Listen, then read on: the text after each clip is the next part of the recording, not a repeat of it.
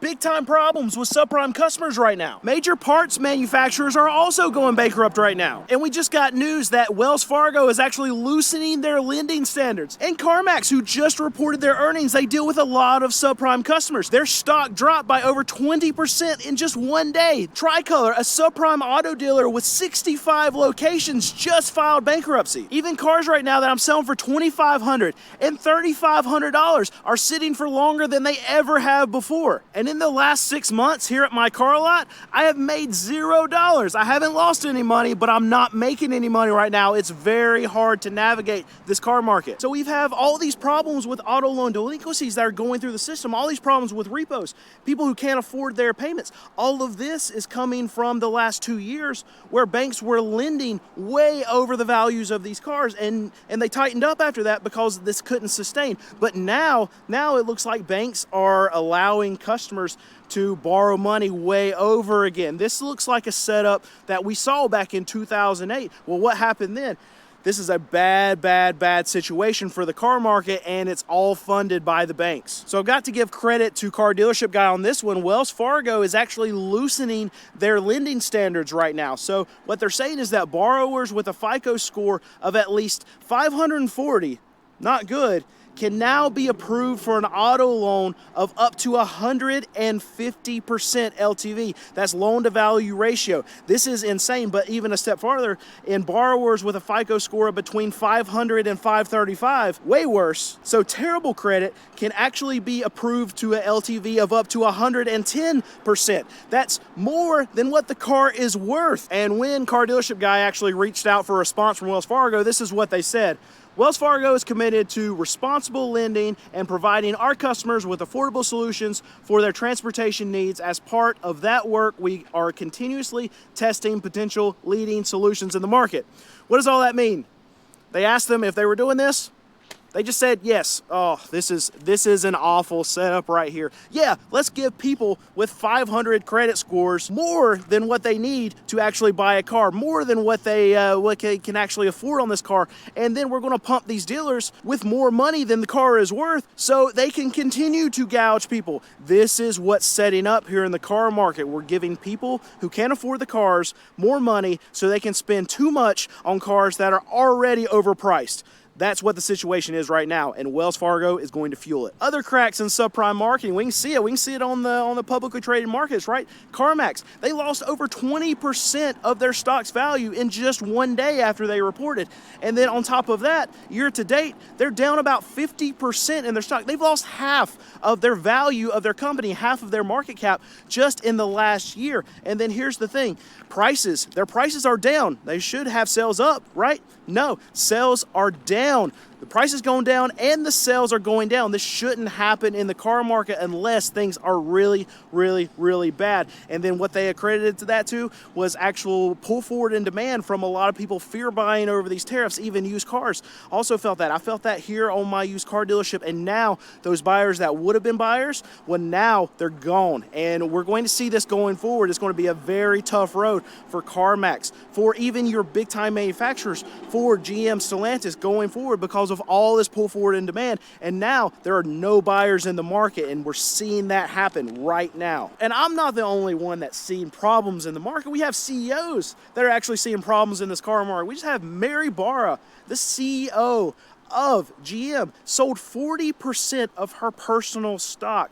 And here's the thing, she knows what's coming. She can see the numbers well before we can. She knows that the car market is toppy. You can look at their stock price. It looks very toppy right now. We just had Carvana that absolutely just sold off completely. This is what's going to happen, in my opinion, to a lot of these manufacturing stocks too, your Ford, GM, your Stellantis, because we've seen good numbers. We've seen channel stuffing. We've seen oversells to a lot of these dealerships, and now the market is turning sour for a lot of these manufacturers.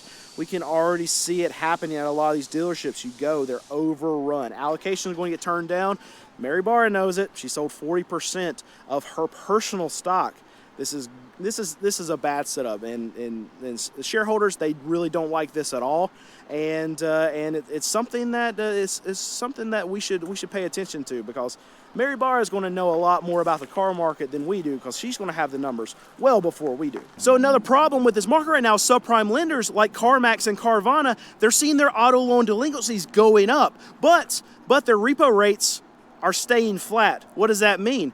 That means that these subprime lenders are actually allowing these consumers to stay in their vehicles when they need to actually lose their vehicles. And Carvana, CarMax, what do they know? They know that, okay, they need to allow these customers to do this because they would have a repo crisis on their hand. If they report to their shareholders that we have a repo crisis, we got to go pick up all these cars, we have to take a lot of losses. By the way, CarMax over the recent quarters has increased their loan loss provisions because they've seen that this is happening. But if they go and have this repo crisis, this can take a major toll on their stock. So they don't want to have this repo crisis. So what are they doing? They're putting a Band-Aid on it by allowing customers to extend their loans, by giving some forgiveness to a lot of these payments that aren't getting paid, by saying, okay, to the customer, you haven't made it, let's try to get current. I'm sure they're making tons and tons and tons of phone calls right now to try to get payments from these consumers.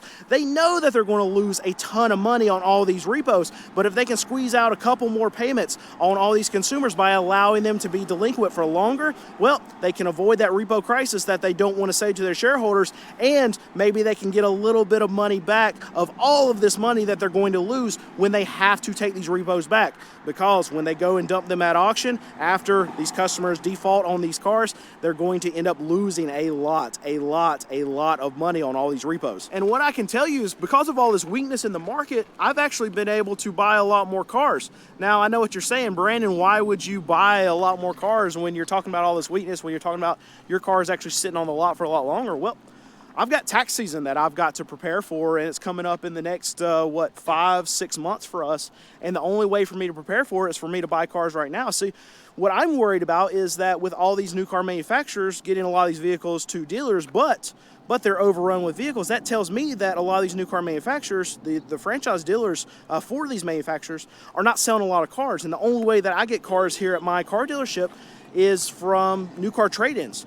So if the market continues to get weak throughout the rest of the year, we got Christmas coming up, we got Thanksgiving, we got a lot of money outlay from consumers that's going to go to presents, that's going to go to food, that's going to go to holiday spending, that is not going to make its way into the car market. So that's going to mean a lot less trade-ins for me as a used car dealer. So if I don't prepare accordingly, if I don't try to get ahead of this market, then there might be fewer cars at auction going forward for me to actually buy. There's a couple of things that I'm worried about in this market. Well, maybe there are cars for me to buy, or maybe the demand from the dealer side, just like myself, is so low because we're so weak that I'm still able to go in and buy a lot of cars, even though there's not a lot there. But then on the other side of it, it might be that people just don't have money, so they're not able to buy cars even from me. So I could be loading up on a lot of these cars, spending a lot of money. I don't finance my cars, I pay cash.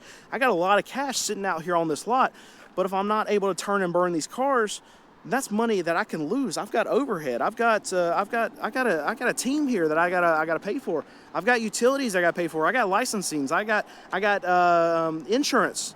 All this stuff that I have to pay for. Very, very, very expensive. If I'm not turning and burning cars, then I could end up over the next 4, 5, 6 months losing a lot of money. And this is a calculated gamble that I'm making right now in the car market. And I could be very, very wrong about this. And what's been huge in the news for the car market is Tricolor. This is a subprime lender dealership that has 65 locations. They all of a sudden just went bankrupt. And what they were doing, they were actually double counting their collateral to get more money. The reason why they were doing this is because it takes a lot of capital to run a car lot. Just a small used car lot like me takes a lot of money. They had 65 locations, and they weren't selling $2,500 cars like I sell. They were selling $15,000, $20,000, $25,000 cars. Tons and tons of money. This is money that they didn't have. So the way that they can raise money is by offering collateral in the form of assets, which were the money that they had on the roads, the loans that they had written to to all their subprime customers. Turns out they needed more than what their assets would actually cover, so they ended up double counting them, offering those same assets to one bank and then taking them to another bank and counting them again so they could get more money. They needed cash to even just stay in business. When all this got found out, lots of fraud happening in their dealerships, and the banks, they caught on to it. So now no more money flowing in. They need to survive. They can't. They have to go under. All those doors got shut. Employees don't even know what they need to do. They got fired. And then on top of that, you have consumers that owe money to Tricolor for the loans that they have on the cars that they're currently driving. They now don't know what to do.